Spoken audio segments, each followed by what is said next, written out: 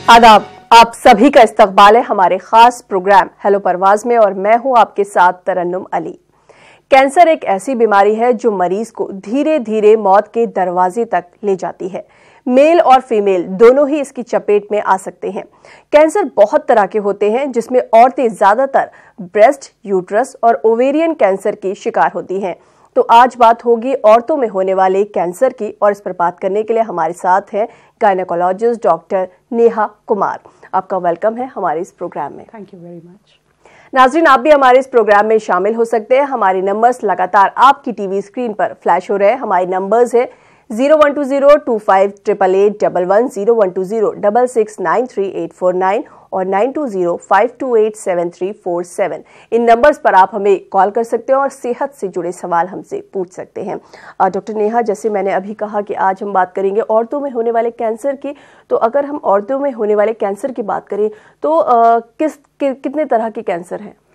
देखिए, औरतें उन्हीं कैंसर से प्रभावित हो सकती हैं जो मेल्स में होते हैं, पर जो स्पेशली जो फीमेल्स में जो कैंसर्स पाए जाते हैं, इंडिया में सबसे कॉमन कैंसर है ब्रेस्ट कैंसर और उसके बाद सेकंड मोस्ट कॉमन है सर्वाइकल कैंसर। सर्वाइकल कैंसर मतलब बच्चेदानी के मुंह का कैंसर और उसके बाद है ओवेरियन कैंसर और बाकी गायनी कैंसर्स जो होते हैं वो यूट्राइन कैंसर्स होते हैं और या फिर फीमेल जेनेटिलिया के। जैसे इन कैंसर्स की अगर हम बात करें तो ये आजकल बहुत ज्यादा सुनाई देने लगे हैं, इनका परसेंटेज भी बढ़ गया है, तो ये किस वजह से हो रहा है? देखिए, अगर हम गायनेकोलॉजिकल कैंसर्स की बात करें तो डेफिनेटली एक तो ये है कि हमारे कंट्री में जागरूकता बढ़ी है इन कैंसर्स के बारे में, सो ये कैंसर्स डिटेक्ट ज़्यादा हो रहे हैं। दूसरा, हमारे लाइफस्टाइल, ग्रेजुअली ओबेसिटी बहुत कॉमन हो रही है, हम लोग एक्सरसाइज उतना नहीं करते हैं। बाकी कुछ रिस्क फैक्टर्स हैं जो हर कैंसर में अलग हैं। जैसे अगर हम सर्वाइकल कैंसर की बात करें तो उसमें जो एक ये वायरस होता है जो है ह्यूमन पैपिलोमा वायरस, उसके कारण होता है और जब ये इन्फेक्शन क्लियर नहीं होता है तो कुछ केसेस में ये सर्वाइकल कैंसर बना देता है। But this is a very preventable cancer. ये इससे आप अपना बचाव कर सकते हैं अगर आप रेगुलरली अपने गायनेकोलॉजिस्ट या अपने ऑन्कोलॉजिस्ट के पास जा रहे हैं अपना पैप टेस्ट कराने के लिए, क्योंकि हमारी कंट्री में लेडीज ये पैप टेस्ट नहीं कराती हैं तो ये कैंसर अर्ली स्टेजेस में डिटेक्ट नहीं हो पाता है। बाकी इसके रिस्क फैक्टर्स होते हैं। टेस्ट जो है कब कब करवाने चाहिए? Normally 21 to 65 years of age जो मैरिड फीमेल्स हैं उनमें ये टेस्ट कराना चाहिए। 21 to 30 हम एडवाइस करते हैं कि आप पैप टेस्ट एटलीस्ट 3 साल में एक बार कराएं। 30 to 65 ईयर्स या तो आप पैप टेस्ट करा सकते हैं या फिर there is another test called HPV test. अगर हम HPV टेस्ट और पैप टेस्ट साथ करते हैं तो ये दोनों टेस्ट अगर करेंगे तो 5 साल में एक बार काफी है, बट ये 65 ईयर्स ऑफ एज तक जरूर कराना चाहिए। जी, ये जैसे आपने बताया कि 21 से इतनी उम्र तक के लोगों को इसका टेस्ट जरूर करवाना चाहिए, फिर भी कोई खास उम्र है कि उस उम्र की औरतों को ये ज्यादा होता है? सर्वाइकल कैंसर, नॉर्मली इस कैंसर की 2 पीक्स हैं। एक पीक है 35 to 40 ईयर्स और दूसरा पीक है 55 to 60 years. So generally married females, सारी मैरिड फीमेल्स इस कैंसर के रिस्क पे रहती है, बट अगर आप वो पैप टेस्ट इस एज ग्रुप में आप रेगुलरली करा रहे हैं तो आप अपने आप को उस कैंसर से प्रोटेक्ट कर सकते हैं। और अगर हम इन सब में सबसे खतरनाक कैंसर की बात करें तो वो है ओवेरियन कैंसर। तो ये किस वजह से होता है और इसका इलाज किस तरह से करवाया जा सकता है?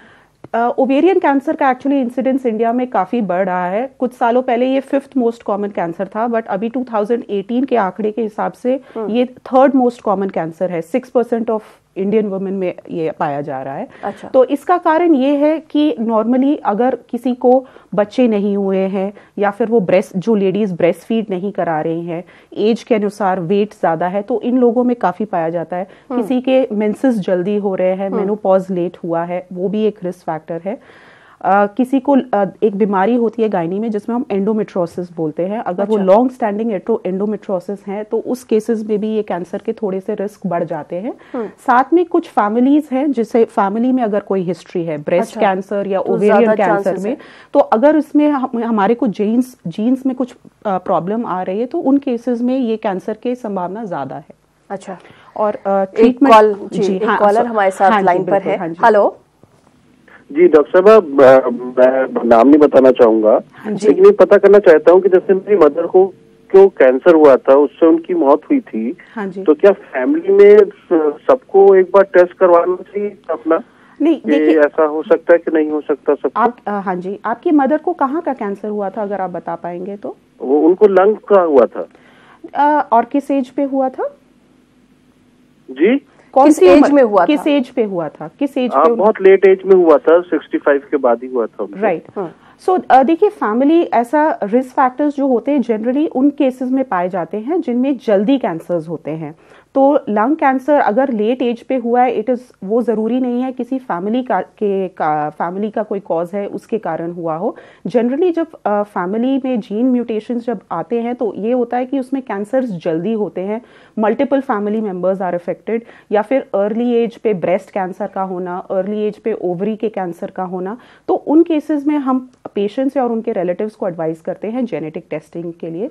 आपके केस में मुझे लगता है लंग कैंसर उनका आप खुद बता रहे हैं, मतलब किसी हायर एज पे हुआ था। अगर आपके बाकी फैमिली मेंबर्स कैंसर से पीड़ित नहीं हैं तो शायद ज़रूरी नहीं है कि ये इसमें कुछ फैमिली का कुछ वो हो। तो जेनेटिक टेस्ट की स्पेसिफिक इंडिकेशंस होते हैं, रूटीनली हमें जेनेटिक टेस्ट नहीं एडवाइस करते हैं। अगर हम औरतों में होने वाले कैंसर की बात करें तो कई तरह के हैं और मेट्रो सिटीज में ज्यादातर औरतों को हो रहे हैं, तो इसकी कोई खास वजह है? लाइफस्टाइल है, खान पान है? बिल्कुल। सो देखिए, लाइफस्टाइल बिल्कुल बहुत एक इम्पॉर्टेंट फैक्टर है। जैसे जैसे हम लोग अर्बन एरियाज में हम जब जाते हैं, ओबेसिटी बहुत कॉमन है, मोटापा बहुत कॉमन है, हम लोग एक्सरसाइज नहीं करते हैं और हमारे जो फूड है प्रोसेस्ड फूड्स लेते हैं, न्यूट्रिएंट फूड्स, मतलब जो फल सब्जियां, ये हम आजकल कम खा रहे हैं। तो इस मतलब बॉडी वेट बढ़ने से, एक्सरसाइज ना करने से डेफिनेटली कैंसर्स के इंसिडेंस का प्रभाव पड़ता है। ब्रेस्ट कैंसर, यूट्राइन कैंसर या एंडोमेट्रियल कैंसर, और ओवेरियन कैंसर में भी विथ वेट, जैसे वेट बढ़ता है, लाइफस्टाइल चेंजेस आते हैं तो उनके कैंसर का इंसिडेंस बढ़ जाता है। जी, एक कॉलर कश्मीर से हमारे साथ जुड़े हैं, खुर्शीद अहमद। हेलो। हाँ जी। हेलो, नमस्ते जी। नमस्ते खुर्शीद साहब, बताएं। मैं कश्मीर का रहने वाला हूँ, डिस्ट्रिक्ट अनंतनाग, तहसील सांगस का। जी, सवाल बताएं, क्या सवाल है आपका? सर, मैं टीवी स्क्रीन पर देख रहा हूँ। जी, खुर्शीद साहब, सबसे पहले आप अपने टीवी की आवाज बंद करिए। हेलो। खुर्शीद साहब, सबसे पहले आप अपने टीवी की आवाज बंद करिए। हाँ डॉक्टर साहब, ऑलरेडी हमारे घर में एक कैंसर पेशेंट था, वो छोटा बच्चा था। हाँ जी। 3 या 4 साल का। हाँ जी। सर, अभी तो हमने उसका वो जी 2 या 3 साल का है वो बच्चा, तो अभी हम ट्रीटमेंट कर रहे हैं उसको इंस्टीट्यूट श्रीनगर में। सर हाँ जी। अभी पता नहीं, तो डॉक्टर साहब ने कहा कि वो ठीक हो रहा है था। अब इसके वो CNS मैडम, वो जो डॉक्टर साहब जो CNS वो रिटायर में आया था। आपने तो फिर हम परेशान है, उसको सर में अक्सर दर्द होता है। कहाँ का कैंसर बताया है? CNS उसकी वो CNS में। हाँ, देखिए, ये एक्चुअली हम यहाँ पे गाइनी कैंसर्स की बात कर रहे हैं, बट आपके केस में अगर अभी जैसे ये है, अभी आपके बच्चे को एक बार ये इवैल्यूएट करना पड़ेगा, देखना पड़ेगा बीमारी क्या है, किस स्टेज पे है, उस हिसाब से ही हम ट्रीटमेंट बता पाएंगे। तो ये एक्चुअली गाइनी कैंसर से रिलेटेड नहीं है, बट डेफिनेटली अगर वहाँ पे बच्चे को तकलीफ हो रही है तो मैं आपको गुजारिश करूंगी कि एक बार लेकर आएं पेशेंट को, और हम उनको देख के जो भी नेसेसरी इन्वेस्टिगेशंस है वो बता सकते हैं कि क्यों प्रॉब्लम हो रही है अभी।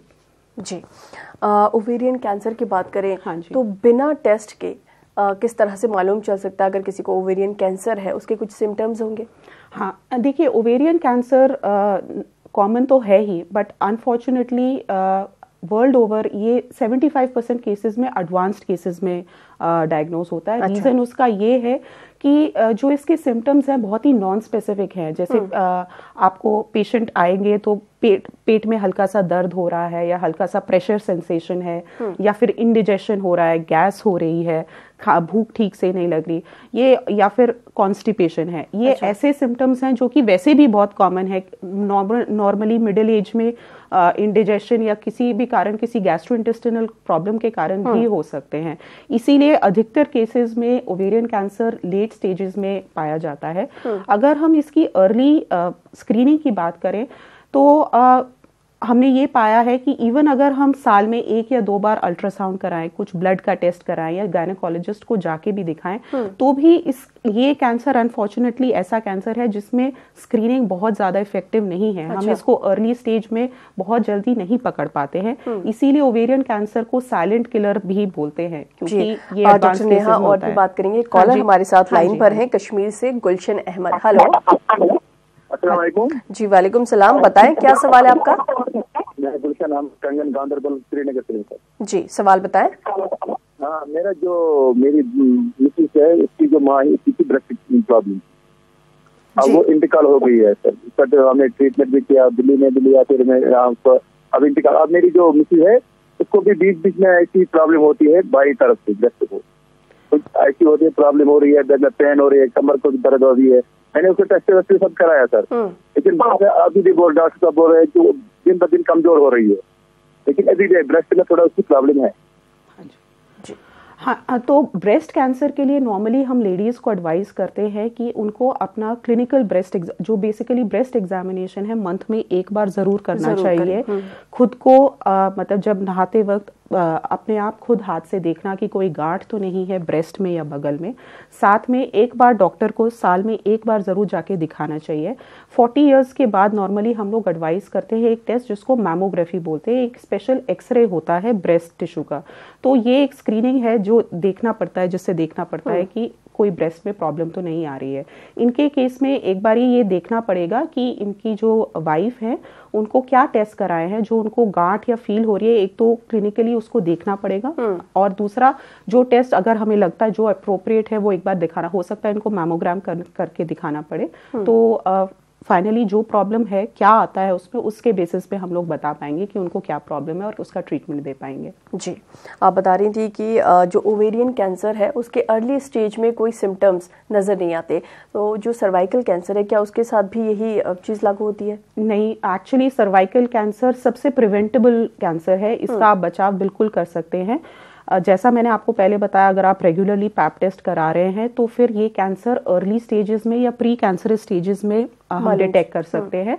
नॉर्मली जो लेडीज आती हैं इसके लिए उनको थोड़ा अबनॉर्मल वजाइनल ब्लीडिंग हो रहा होता है, या तो उनको मेंसेस के बीच में ब्लीडिंग हो रहा है, या मेनोपॉज हो गया है और मेनोपॉज के बाद ब्लीडिंग हो रहा है, या फिर कुछ फाउल स्मेलिंग डिस्चार्ज है, गंदा बदबूदार डिस्चार्ज है जो रूटीन एंटीबायोटिक से ठीक नहीं हो रहा है। तो नॉर्मली ये सिम्टम्स के साथ लेडीज आती हैं और उनको देखना पड़ता है क्या प्रॉब्लम है। अगर सर्विक्स में हमें कुछ मतलब कुछ लग रहा है कि कुछ सस्पिशियस है तो फिर हम उसका बायोप्सी लेते हैं। कुछ केसेस में हम लोगों को MRI या CT भी कराना पड़ता है। जो गायनी रिलेटेड कैंसर के मरीज हैं, अगर वो अपनी लाइफस्टाइल चेंज करें, खान पान चेंज करें, तो कितना असर होगा उसका? बिल्कुल असर होता है। आप अगर वेट लॉस अपना कर रहे हैं, आप अच्छा खाना खा रहे हैं, ज़्यादा प्रोसेस्ड या फैटी फूड नहीं खा रहे हैं, फ्रेश वेजिटेबल्स, फ्रूट्स वगैरह ये सब ले रहे हैं, तो आपका अगर वेट कंट्रोल में है तो इससे आपको काफ़ी कैंसर से बचाव हो सकता है, ब्रेस्ट कैंसर से, यूट्राइन कैंसर से और ओवेरियन कैंसर, तीनों से। तो ये चीज़ें बिल्कुल ये बहुत लाभदायक है आपको इन कैंसर से बचाने के लिए। जी, एक कॉलर हमारे साथ और लाइन पर जुड़े हैं। हेलो। हाँ, हेलो जी बताएं। हेलो जी बताएं। मैं बॉम्बे से बात कर रही हूँ। बिल्कुल, आपको वो सुन रही है, अपना सवाल पूछिए।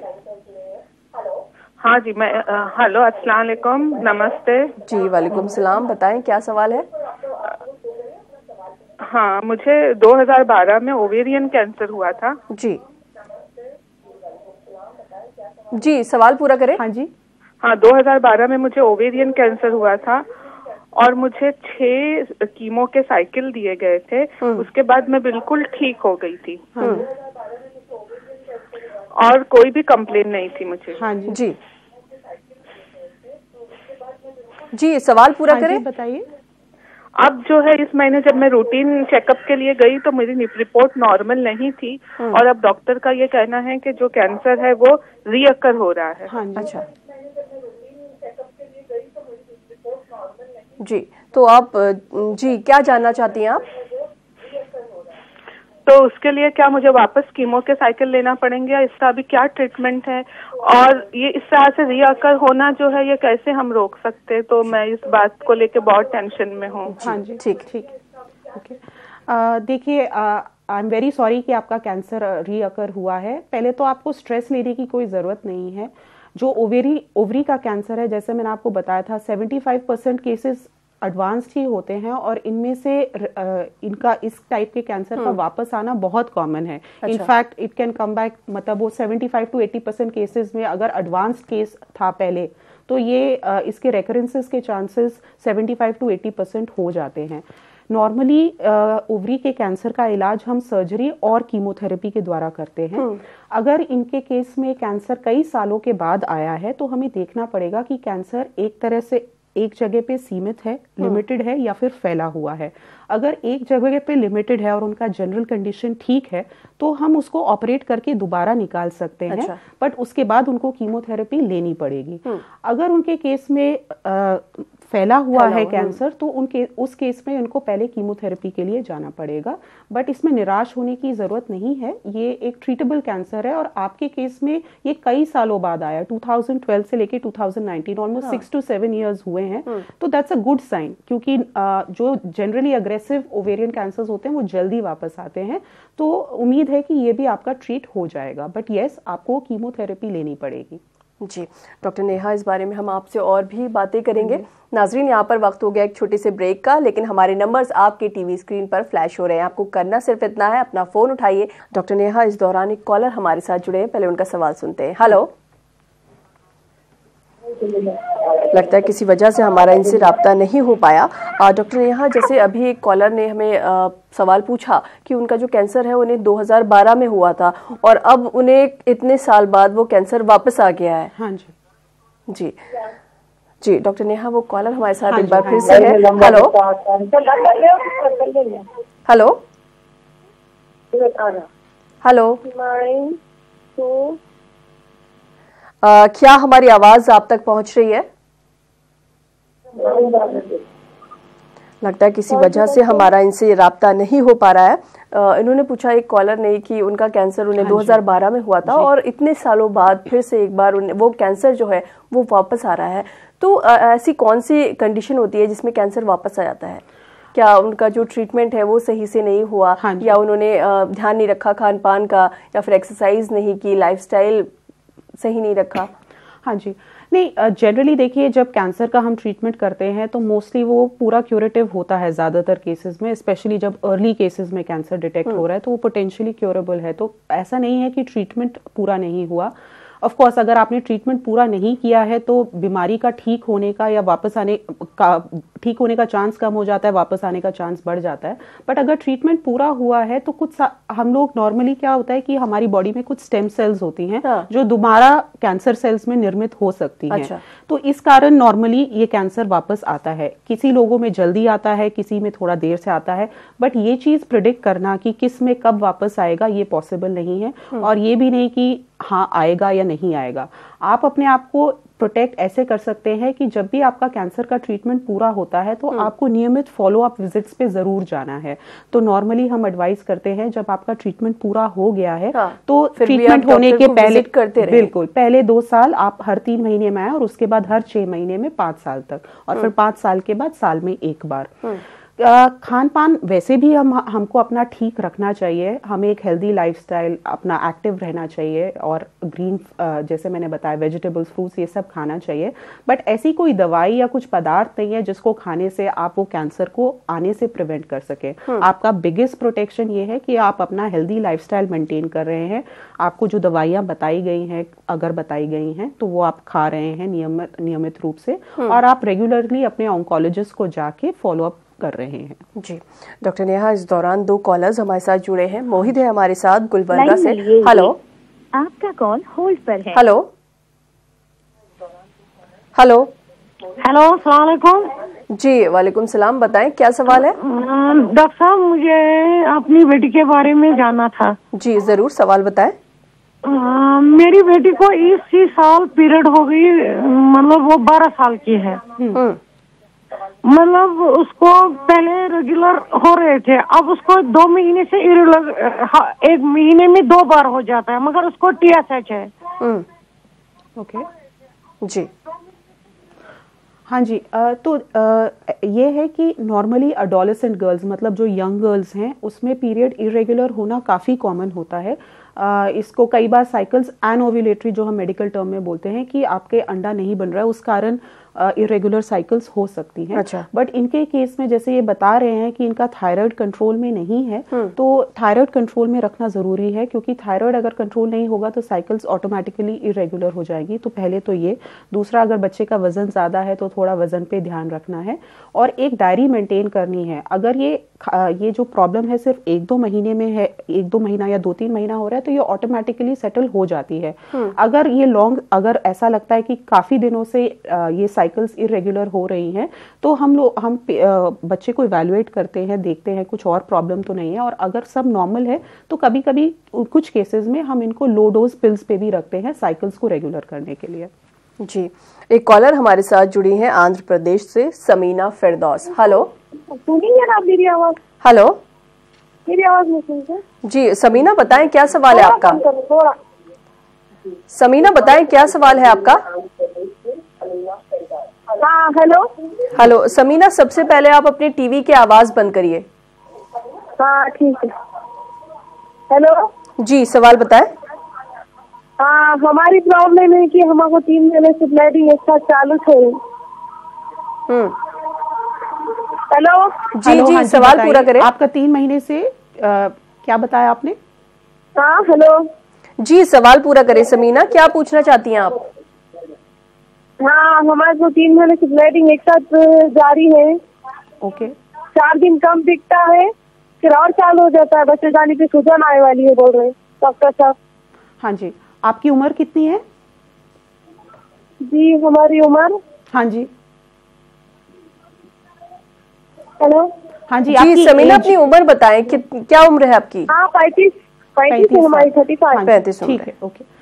तो जो इनको हेवी ब्लीडिंग हो रही है वो कई बार हार्मोनल डिस्टर्बेंस के कारण भी हो सकता है। अल्ट्रासाउंड में जो इन्होंने सूजन बताई है वो एक्चुअली वो देखना पड़ेगा वो इन्फेक्शन के कारण है या कुछ और कारण है। तो नॉर्मली ऐसे केसेस में हम पेशेंट को देखते हैं, कहीं उनको बहुत ज़्यादा अनीमिया तो नहीं है, अल्ट्रासाउंड कराते हैं ये देखने के लिए कि कुछ प्रॉब्लम तो नहीं है। साथ में कुछ हार्मोनल टेस्ट भी एडवाइस करते हैं, जिसमें थायराइड तो डेफिनेटली इंक्लूडेड होता है, ये देखने के लिए कि किसी हार्मोनल इम्बैलेंस के कारण तो नहीं हो रहा है। अगर अल्ट्रासाउंड में कुछ नहीं आ रहा है, आपके बाकी टेस्ट नॉर्मल है, तो इन केसेस में भी हम लोग पिल्स या फिर कुछ हार्मोन की दवाई, जो प्रोजेस्टेरोन जिनको हम बोलते हैं, वो हम दवाइयाँ दे सकते हैं और फिर उससे हम नॉर्मली रिस्पॉन्स आ जाता है। जी हाँ जी डॉक्टर नेहा, वक्त हमारे पास थोड़ा सा कम है, हाँ जी, लेकिन चलते चलते एक आखिरी कॉलर को प्रोग्राम में शामिल करेंगे और हाँ जवाब मुख्तसर सा देंगे। हाँ, हमारे साथ हैं गुलबर्गा से Muid Kausar. Hello. Hello. Hello जी, बताएं क्या सवाल है आपका? हाँ बुझे मैडम, मैं मैडम से पूछना चाह रहा हूँ, मुझे 4 साल पहले स्टमक कैंसर हो गया था। जी। हेलो। जी जी, सवाल पूरा करें। स्टमक कैंसर हो गया था 4 साल पहले? कैंसर हो गया 4 साल पहले बेंगलुरु के CHG हॉस्पिटल में जो है मैं इन्वेस्टिगेशन कराया, तो उन्होंने केमोथेरेपी लेने के मुझे एडवाइस किया था, मगर मैं कुछ नहीं लिया। केमोथेरेपी लिया नहीं, रिजेक्शन लिया नहीं, इंजेक्शन लिया नहीं, गोली लिया, बल्कि एक गिड़ी बूट की दवा मेरे पास थी, मैं 3 साल तक इस्तेमाल किया, बिल्कुल आराम से हूँ। और मैं चाहता हूँ कि ये दवा आम हो जाए पब्लिक में। मैं फ्री 1600 लोगों को दिया हूँ, फर्स्ट सेकंड और थर्ड स्टेज तक ये काम करती है। हेलो। हाँ जी, इसके बारे में तफसीलात अगर चाहते हैं तो मैं भेज सकता हूँ। जी, इस तरह की चीजें बिना जांच के हम नहीं बता सकते। हाँ जी। अच्छा डॉक्टर नेहा, बहुत हम सुनते हैं HPV के बारे में, वैक्सीन के बारे में। हाँ जी। तो वक्त थोड़ा सा कम है, इसलिए जल्दी से बताइए कि ये HPV वैक्सीन क्या है और क्यों इस्तेमाल हो रही है? हाँ जी, जैसे मैंने आपको बताया था, सर्विक्स का cancer basically human papilloma virus या HPV के कारण होता है, जब इन्फेक्शन हम क्लियर ऑफ नहीं कर पाते हैं। तो एक ये वैक्सीन बनाया गया है जो नॉर्मली जो हम अडोलेसेंट गर्ल्स को देते हैं।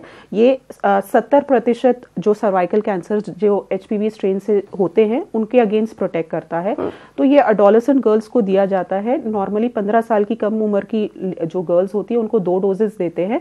हम इसको 26 ईयर्स ऑफ एज तक भी दे सकते हैं। जो 15 साल से अगर हम अबव उम्र की गर्ल्स को दे रहे हैं तो उसमें 3 डोजेस देना होता है। तो ये एक प्रोटेक्टिव फैक्टर है, बट इसका मतलब ये नहीं है कि अगर आपने बच्चे को आज HPV वैक्सीन लगाया है तो जब उसकी शादी होती है तो आप उनका पैप स्मीयर नहीं कराएं। तो HPV वैक्सीनेशन और पैप टेस्ट दोनों ही इंपॉर्टेंट है, जो कि बहुत जरूरी है। हाँ जी। डॉक्टर नेहा, आप हमारे स्टूडियो में आई और तमाम कॉलर्स के सवालों के जवाब आपने दिए। आपका यहाँ आने के लिए बहुत बहुत शुक्रिया। Thank you.